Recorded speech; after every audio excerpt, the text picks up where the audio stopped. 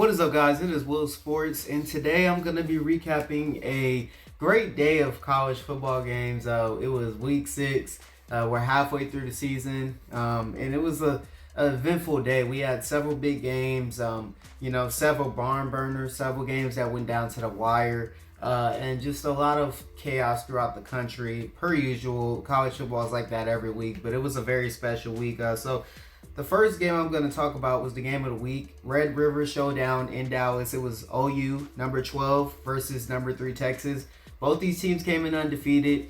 One team came in very battle-tested throughout the season, a team that we, felt had proven themselves in Texas. They had to win at Alabama early in the season, so a lot of people, felt like coming into this game, Texas was the team that we should have favored. Oklahoma has looked good this season, but they have not played, they were up to this point before the game, they hadn't played anybody that really moves you. A very soft schedule: Arkansas State, SMU, Tulsa, Cincinnati, and Iowa State. None of those teams are, impressing anybody. But Oklahoma dominated all of those games. They took care of business. And today was the game that they prove that they're legit. And they did that. Dillon Gabriel had himself a game. He went for 285 on the through the air and 113 on the ground. He was 23 of 38 with 2 touchdowns. He played the best game of his career today. And Gabriel made so many timely plays. Texas was not able to get to him at all, get him down at all, because he was escaping the pocket anytime that there was any pressure coming at him. He was getting the ball out, and he just played a really good all-around game, and his decision making was really good. He didn't turn the ball over, and Oklahoma was just a more physical football team, and this is an Oklahoma program that has not been the case, over the past decade. Now, obviously, they have a different coach in Brent Venables now, so he's completely changed the culture and identity of this team. They're still a really good, talented, high-powered offense, but the toughness, the grit, the strength in the trenches, that is completely different. That's what's really, I think, the difference with this Oklahoma team. And defensively, they still give up a lot of yards today. It's one of those games. It's a rivalry game, and Texas is a good offense. They have a lot of playmakers. You're not going to stop them. But Oklahoma did a good job of making timely plays. I mean, they had a goal line stand late in the game that was critical because Texas could have went up by a touchdown. Instead, they got to stop. And Texas red zone issues have been a problem for them the entire season, but it really didn't surface or show up on a big stage in a big moment until today against this Oklahoma front. Oklahoma dominated the line of scrimmage. They have 5 sacks today too, and I just thought the way that they looked, it was different than what I've been seeing from Oklahoma in the past. Now, Ewers was 31 of 37, but he had 2 early interceptions that really hurt their offense early in the game and allowed Oklahoma to establish some momentum. If Texas doesn't, have the turnovers, they had 3 turnovers and 9 penalties. If they don't have those things happen, then they probably win the game. They did shoot themselves in the foot a lot. Like I said, with penalties and turnovers, you got to take care of the football. They outgained OU 527 to 486, and they had all their guys have really good games. Jonathan Brooks had 100 yards on the ground. Xavier Worthy, Jordan Whittingham, Gunnar Helm, all these guys have really good games for them receiving. So it was a pretty good offensive game, but like I said, it was just miscues and mistakes on their part that really hurt them. And just like I said, the physicality that OU showed, it was different than anything we've seen from Oklahoma in the past. And I think if you're either of these teams, you still have to feel good about where you're going forward. Now, Oklahoma got the win, so they should feel better. But Texas should also feel, like they can run the table. So I'm going to read off these teams' remaining schedules. Oklahoma, they have UCF at home. That's a win. At Kansas, that is a tough one, and Kansas is a team that right now I would say is the third best team in the Big 12. So that'll be an interesting one. You have at Oklahoma State. That's a rivalry game that could always be tough. West Virginia at home. They've been feisty so far this year, but I would say Oklahoma wins that. At BYU, tough environment, but I would probably give Oklahoma the win. And then TCU, who's underperformed. Oklahoma should get out of that with no more than one loss, if not undefeated. So I think Oklahoma right now, this win, I think all but secures a spot in the Big 12 championship game. I just don't. I don't see how they lose it more than one game, but crazier things have happened. Texas, they go on the road to face Houston, win. BYU at home, win. Kansas State at home. Kansas State has kind of underperformed as well, but that's a team that's still talented. And out of the Big 12 teams that could beat Oklahoma and Texas, K-State would be one I wouldn't be surprised if it happened.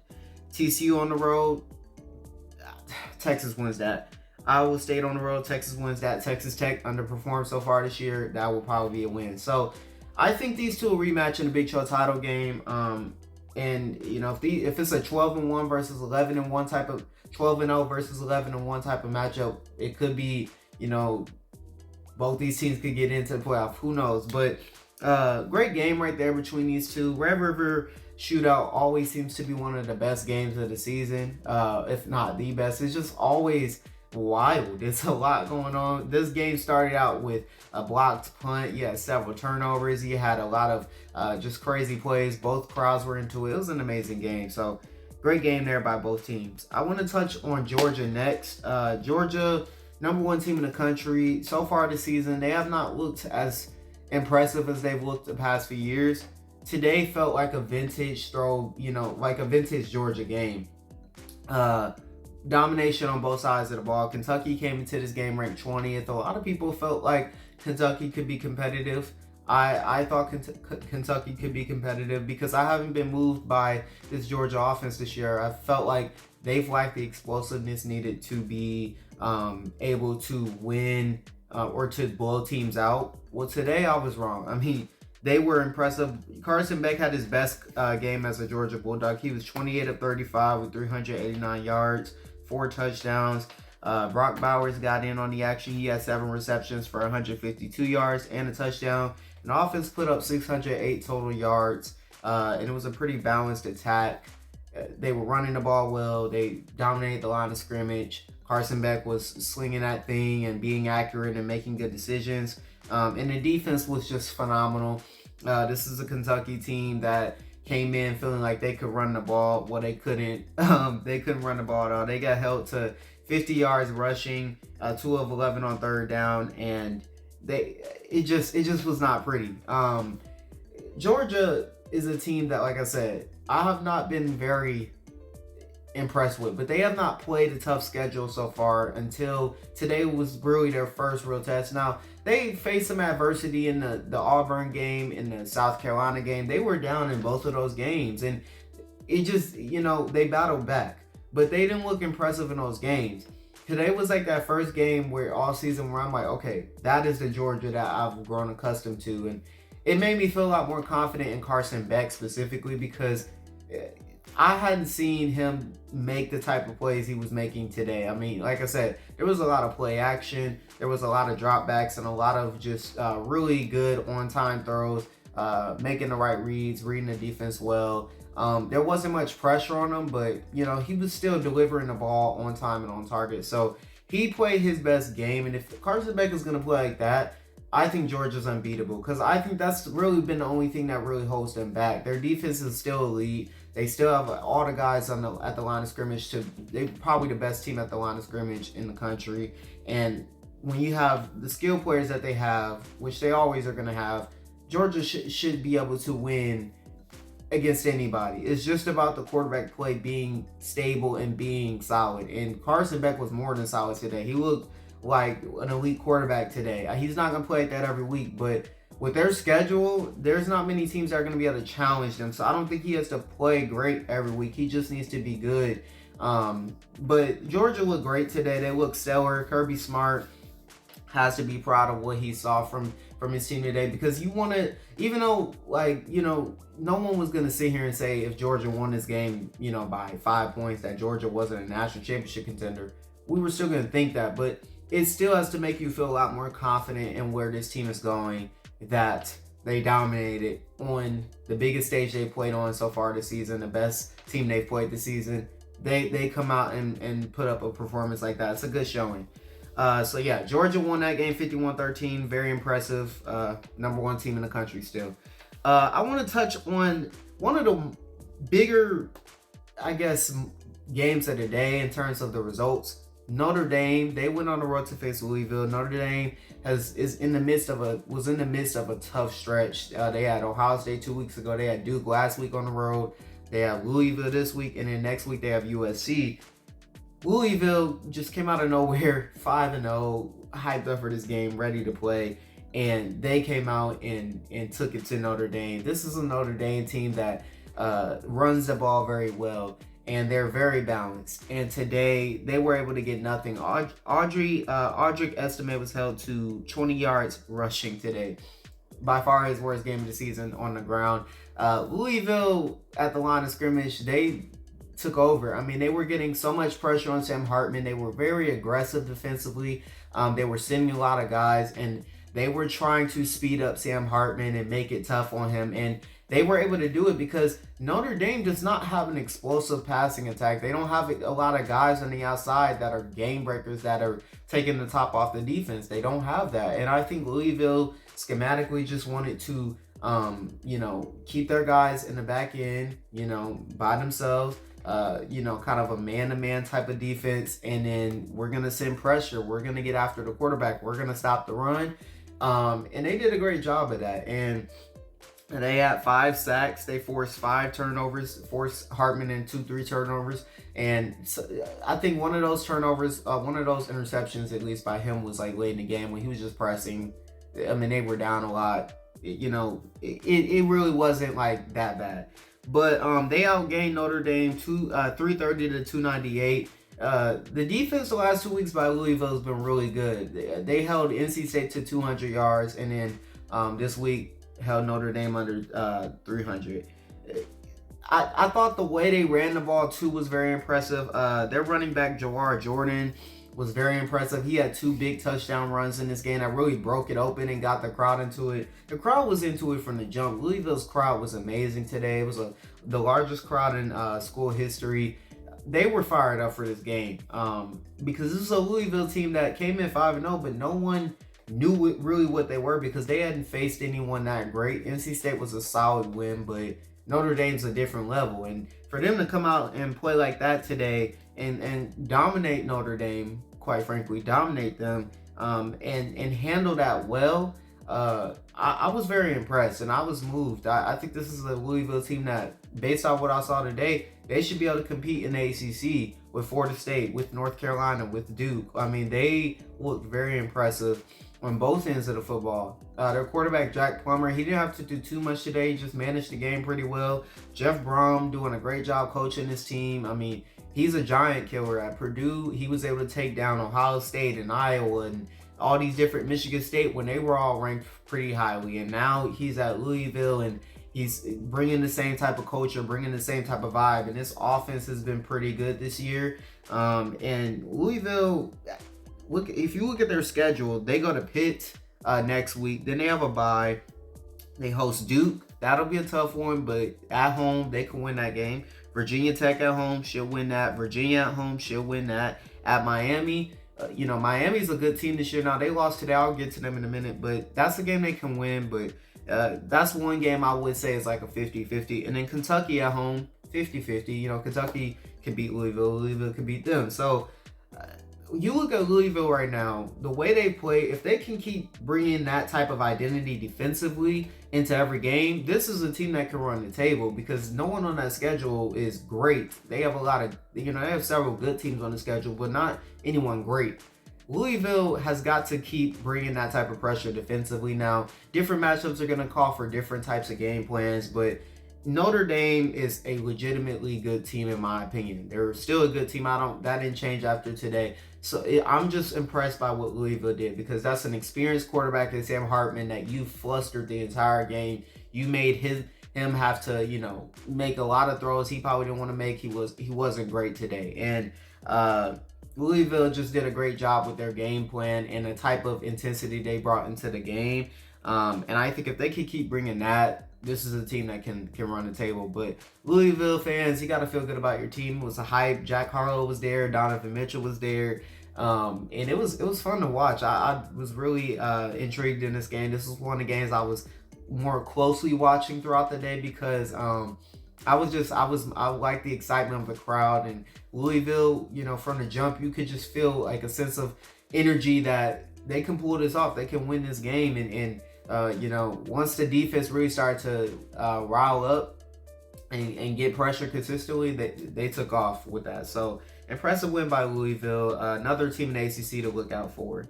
The next game I'm going to talk about is Fresno and Wyoming. This is was kind of an underrated game. It's a G5 game. I'm going to touch on this one pretty briefly.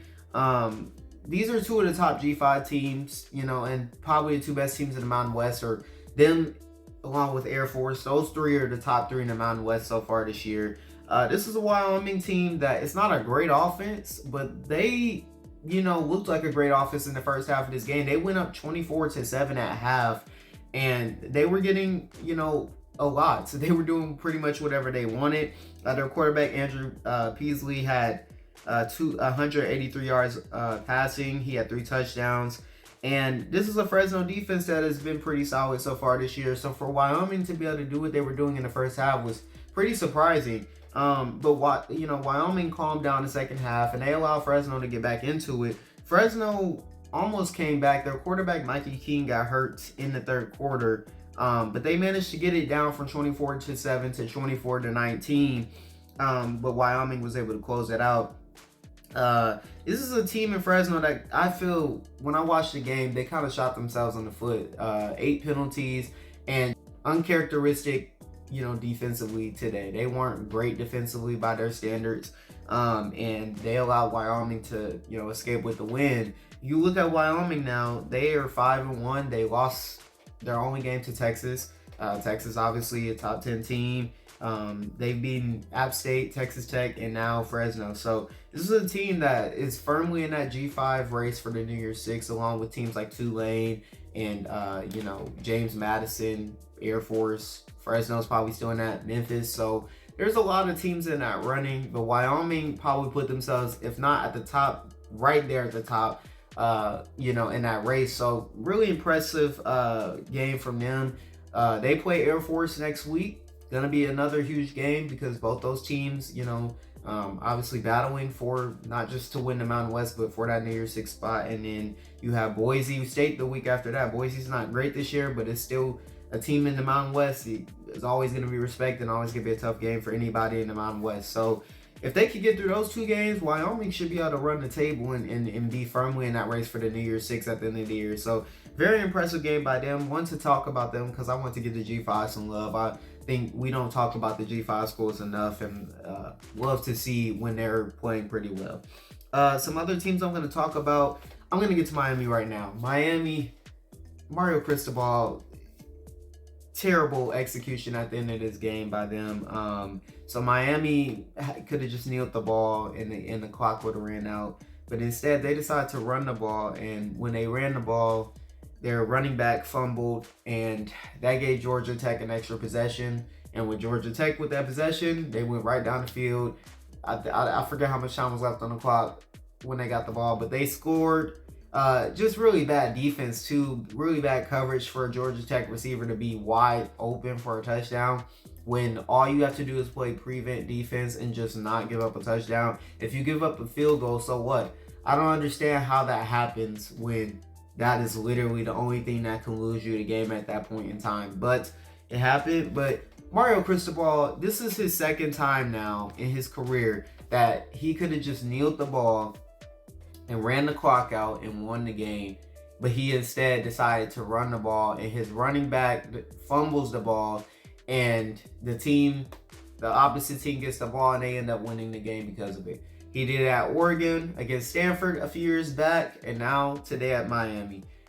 It's just really bad coaching, and I just don't understand how you don't learn from that. You've done this as a coach before, so for you to make the same mistake is kind of wild to me. I get it's not his fault that the running back fumbled, but you shouldn't even put your team in that position to have that happen. And if I'm a Miami fan, I'm heated. And Miami had a huge game next week against North Carolina. It was setting up to be a top 15 type of matchup. Well, Miami ruined it because they lost this game. And Mario Cristobal's got to take all the accountability after that loss because terrible coaching on your part. What are you doing making that call when you could have just ran the clock out? You as a coach need to be responsible and need to make the right decisions. And I don't know why you would run the ball other than trying to stat pad or what.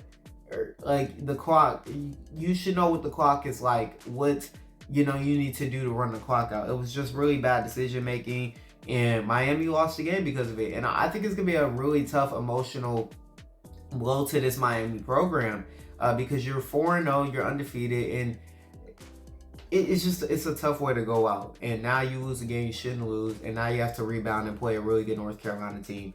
I think Miami, that might have derailed their season. At least any high hopes of their season. They're probably still gonna win and get to a bowl game, but as far as competing for the ACC, I just feel like this type of game really derails the vibe of the program, the vibe of the team, and I think it's gonna kill them because I don't think they're beating North Carolina next week. And I think when you lose your second straight game after you have a blunder like this today, it's really gonna start coming into the locker room psyche, and it's gonna affect everybody, the fan base, the players, and it's gonna be a lot. So really bad loss there by Miami. And I want to touch on Ohio State and Michigan before I go. Big Ten, top of the Big Ten looks really good. Ohio State, Michigan, and Penn State, they continue to dominate all their competition. Ohio State beat a 5-0 Maryland team. Kyle McCord, 19 of 29, 320 yards, 2 touchdowns. Marvin Harrison had over half of McCord's yards, though. He had 163 receiving yards, 2 touchdown, and 8 receptions. This is an Ohio State team that offensively, they are very Marvin Harrison dependent right now because their offensive line is not great, and Kyle McCord is not a great thrower of the football. He doesn't anticipate the field well, and he doesn't throw his receivers open a lot of times. And Marvin Harrison bailed him out on a few throws because there was a lot of throws where I'm like, this is not a good throw. You underthrew the receiver, you overthrew the receiver, but your receiver adjusted and they made a great play. It wasn't really good quarterback play. I'm not sold on Ohio State right now just because of Kyle McCord. I'm not sold on him being able to win you a playoff game at quarterback because he's not a great quarterback. He's not great at throwing. Like I said, he's not great at anticipating and throwing receivers open. I think he's going to have to keep improving. Now, he's shown some improvement from over the course of the season, but still not good enough to where I feel confident Ohio State can win a national championship. Now, the defense continues to be really good. This is a good Maryland passing attack, and they held them to 196 yards through the air. Now, Talia Tagovailoa, he had a poor game. He was selling because Maryland early in this game had Ohio State on the ropes, and they were getting pressure on the quarterback. They were doing a really good job of taking away the run game from Ohio State, and they were making it really difficult on them, and they had all the momentum early, and they just looked like a good football team, and then halfway through they just stopped looking like a good football team, and a lot of that has to do with the quarterback play. 2 crucial, really bad interceptions by Talia that allowed Ohio State. One was a pick 6, and that's what kind of changed the momentum of the game, but Ohio State was able to, use that momentum and carry it throughout the rest of the game. And the talent advantage that they have over Maryland started to show, and they yet again beat Maryland. Maryland has not beaten Ohio State since they joined the Big Ten, and it just, you feel like Maryland's getting better as a program, but it's still these type of games with Ohio State, Penn State, Michigan that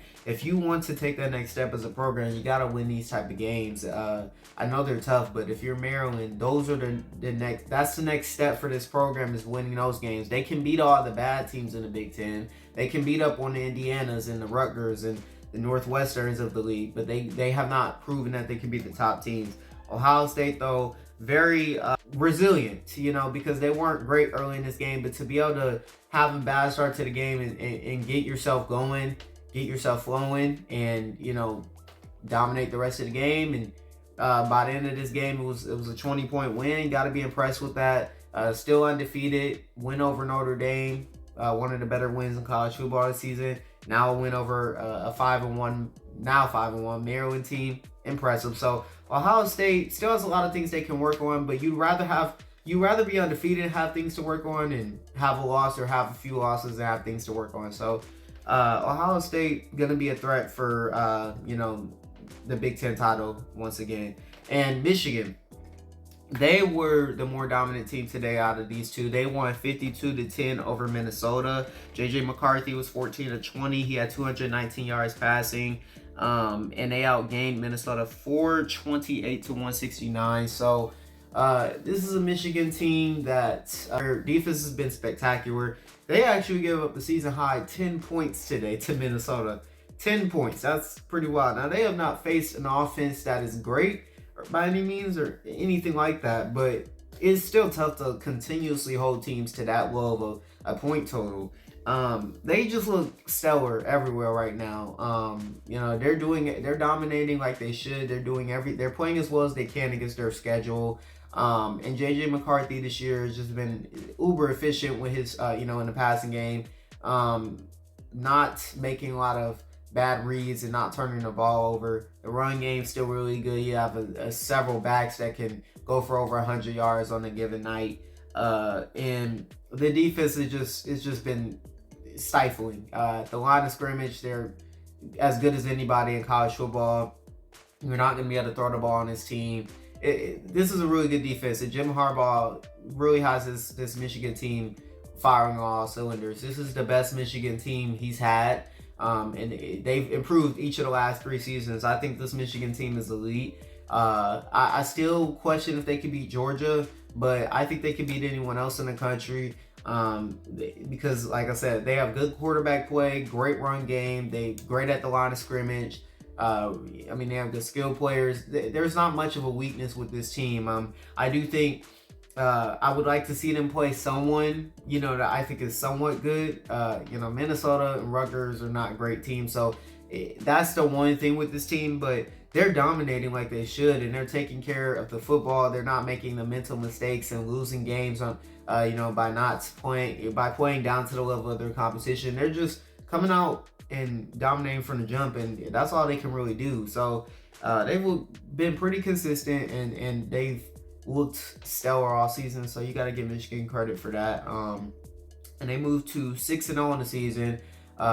They still have Penn State and Ohio State on the schedule. Still have Maryland on the schedule. So we're going to learn a little bit more about them, obviously. But, as of right now, Michigan, unbeaten, number 2 team in the country. Impressive. And the last team I'm going to talk about, this was the last game of the day. USC, Caleb Williams, and the Trojans escape with a 43-41 overtime victory, 3 overtime victory over Arizona.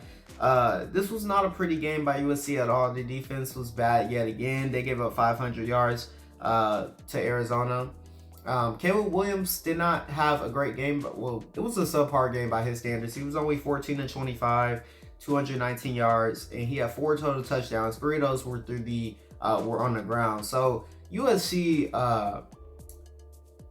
they're concerning. They just do not impress me defensively. This is a team that can get beat through the air pretty easily. Their D-line has gotten better than it was last year, but their passing defense is still really bad, and anybody can throw for 400 yards on this team. And Caleb is having to pull out heroics too often for this team. I think with the schedule that they have coming up, it is very vital that the defense improves because the defense has been so poor. They've given up nothing. I don't think they've had a game where they've given up less than 300 yards this season. They haven't played a tough schedule. I mean, this is the lightest part of their schedule. They have Notre Dame next week. They have Utah the week after that. They have Washington at home in 3 weeks. Oregon after that. UCLA after that. It's not going to get any easier for USC. And with how bad this defense is, I don't see this team being a legitimate threat to go to the playoff or to win the Pac-12. Caleb's amazing, and Caleb's gonna win in some of these games. Like, he's an impressive quarterback. He's the number one quarterback in the upcoming draft for a reason. But the defense is just not good. There's too many miscommunications. There's too many coverage busts. And quite frankly, I just don't think there's a lot of talent in that back end. So they're getting beat every week through the air. Colorado was able to throw on them in that second half last week. Arizona, the entire game, they started off this game really well. Arizona's defense just could not keep holding up against Caleb in that offense, but Arizona looked like the more dominant team in the first half of the game. But Caleb started to heat up, and USC's offense started to get churning. USC though was doing a lot late in this game. I just was not understanding. The late game play calling was pretty questionable. They had a 1st and goal, and they threw it on the first down play, which I'm just like, why are you throwing the ball? You have a minute left, and you're at your goal line. Just run the ball and just try to milk the clock down. There is no reason to try to get cute here, but they were trying to throw the football. And then the next play, they ran the football, or they snapped the football, and Caleb almost fumbled the ball. It was a bad snap, and he got back on it. But after that, they just let the clock go down. They called a timeout to kick a field goal. Didn't execute well. They had a bad snap again, and they missed the kick. So we go in overtime, and in overtime, Caleb was amazing, but the defense continues to just give up play after play after play. In Arizona, it just was easy for them to get into the end zone. But they were able to get a stop on a 2-point conversion in the third overtime and, win the game. Now, USC, like I said, their pass rush has been pretty solid this year. That's been the one strength they've had defensively. But the back end's just not good. I think Caleb is amazing, and I think he's going to win them a few of these games. And today, one positive you can take out of this if you're USC is that it was not Caleb's best game. It was a subpar game by Caleb, and you still won the game. But that is the only positive you can take out of it. Now, I would still have USC in the top 10 because they're unbeaten, and you still have Caleb Williams at the end of the day. He's the best quarterback in the country. He's the best player in the country. As long as you have Caleb Williams, you're going to be able to beat anybody or play with anybody. But I just think it's going to be tough to continue winning games like this week after week after week. If your defense cannot at least be serviceable, not be one of the worst in the country, because that is what this defense has been. You need this defense to just stop giving up the big plays. If they, make teams work, teams are going to make mistakes. If you make them work, that's more plays that they have to drive the length of the field, which means more plays they could, fuck up somewhere. If you continue to just let teams gash you for 30 and 40 yards a play on these big touchdown plays, you're gonna lose games. And with the schedule they have in front of them, it's almost certain. You have to face Michael Penix, Sam Hartman, Bo Nix, Dante Moore. I mean, you have some really good quarterbacks left on the schedule. Cam Rising, if he's back for Utah. And USC has a lot of work to do. And even offensively, they didn't look great early in this game. That was concerning. Last week at Colorado, offense kind of got stagnant late in the game. So it's a lot of improvements that need to be made. I think Lincoln Riley needs to fire Alex Grinch ASAP, because he's proven he cannot call a good defense. And USC is not going to win a national championship with him as their defensive coordinator. But I still think USC is a good team, but mostly just because of Caleb. And I still think that they're a threat to anybody. They're not going to get blown out. They're not a terrible team. They're not a team I can't see beating anybody good. But you need to fix the defense. It has got to be a lot better than it's been. You can't keep giving up 400 yards every week to Arizona State, Colorado, and Arizona this week. This is the softest part of their schedule, so I'm definitely concerned. I would pick Notre Dame next week over them. But We will see how USC can perform as the season progresses. Caleb Williams, though, very good, ending to the game by him to get that 2-point conversion, to keep his feet in bounds. He's amazing. Nothing else I can say. But yeah, that is pretty much all I'm going to cover. It was a great week of football, like I said. Next week we have Oregon and Washington, which is going to be an amazing game. Pretty, solid slate of games overall, though. Today, and I was happy with what I saw. Yeah, so let me know what you guys think down below. Tell me what else y'all would like me to make any videos about. And yeah, it's been Will Sports. Peace.